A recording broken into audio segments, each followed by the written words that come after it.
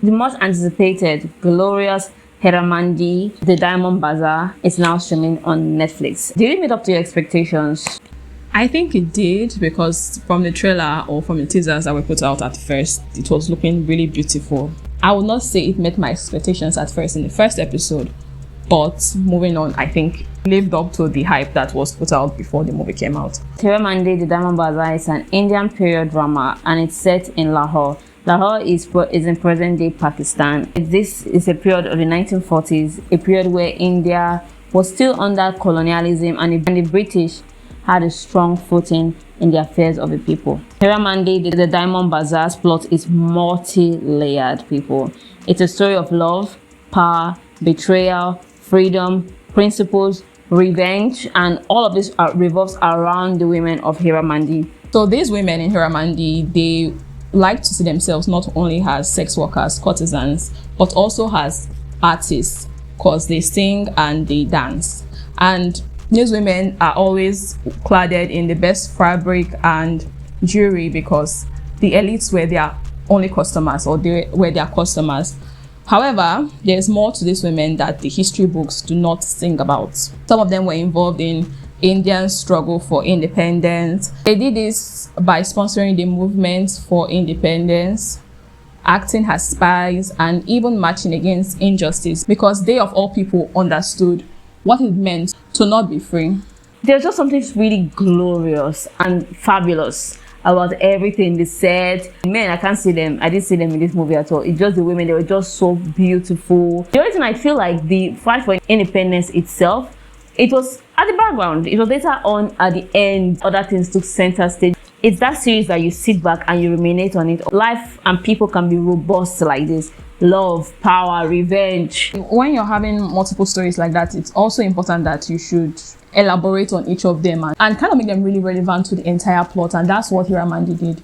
Every single subplot to everything was actually relevant to the entire center story that was going on here. Expectations for this series was very high, but the first episode, like I said earlier, was slow paced, and I did not want to even go through it. I did not like the first episode when I was watching it at first. Some other people might actually feel like this, but just give it a chance. I promise that it's worth it. This series is not only a feast for your eyes and also a feast for your ears, because the songs are so nice. They are catchy. The choreography for the dancing was so well done. And it was really nice to see the story about courtesans and what it means to be a courtesan, because these women are pretty much, some people might see them, even till today, you might see them as not relevant or not important or also, but these women, they took themselves really highly. There were really a lot of attention to details, from their hairstyles to the outfit that they were putting on, and everything was just so beautiful. Everything was just put together really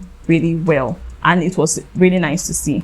Who is your favorite character? My favorite character has to be Malika Jan, of course. Although she's a villain in this story, but you can still understand what's behind the story, what makes you like this. So they made us understand the character so much that, okay, somebody is not entirely evil and somebody is not entirely good. She was just really bad, good. However you want to place her, that's your business. I think Malika Jan will be the favorite character of everybody, and she's even my favorite character as well, because when the movie opened, we saw her younger self, and also we saw how she was after events of what happened to while she was younger years back. We saw how that actually affected or made her who she was today. So that character was very well written, that you get to understand her motives. You really cannot blame her. Sometimes I feel like, oh, why don't you just allow your people or do what they want to do, or just set people free and just be nice. But at the same time, I could understand why, and that's because they actually gave us a backstory for the character, and the character was very well written, and the actress playing the character as well did a very amazing role bodying and portraying this character. So Malika Jan is my favorite character. I also like her daughter Bibo as well. She was the activist. She was also one of the spies that worked for the movement for independence. But the only person I don't really like in this series, I'm sure everybody too, I can't speak for everybody, but Cartwright, the British inspector, I did not like that man one bit. Right from the moment that character came to this series, he was just annoying, and that's the number one reason why I did not like his character, because his entire vendetta against Heeramandi did not make any sense. He is really nobody to them, honestly. It's not like he's elite. He's just an inspector for the British Army. So it was my least favorite. My least favorite character is Tajda, Alam's love interest. When he came, I thought he was going to do a lot of swoon-worthy moment for us, but he became very annoying. I was almost surprised that the girl even agreed to even be in love with him, because he did not give what he promised. When he came, he was like, oh, love, yeah, if you fall in love, he's going to teach the entire India how to be in love. And he did no such thing. He was mean, he was standoffish, he was kind of proud, he was annoying, true and true. He even spoke to the girl anyhow, most of the time. They told you that, oh, this guy come to meet you at a particular spot. You went for your freedom fighter movement walk. You didn't even come to check on her after that, oh, I'm sorry I stood you up. Nope. Tajda, there was no need for him at all. I think there was no need for him because the love story was my least favorite thing in this series. He was just there. Even when he showed up, came from schooling abroad, and now he's back, he did not do much. He was just there, and I don't like his choices. His character kind of felt forced, in my opinion. From the moment he met Alam, I felt like the love story there was forced from the birth of it. After chasing this guy around, she's with you now, you're acting like an idiot. I don't like his character at all. I don't really know which is my favorite theme in this series.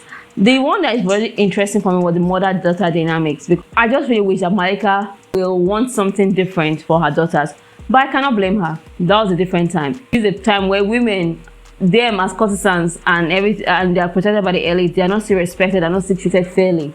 Then you want her to say, oh no, my daughter should become a wife, or because there's nothing really grand for women at that time. So I understand her, but at the same time I wish that they could just like change the system. Our daughter wants to be a poet, and she thought that there was no need for her to aspire to that. She should just be working as a courtesan. Already they already had the power in this place, so she just work there, which is strange because normally you want better for your daughter, you want different, but maybe because she already had all the powers and she was pulling all the strings, she felt like she could protect her daughters more.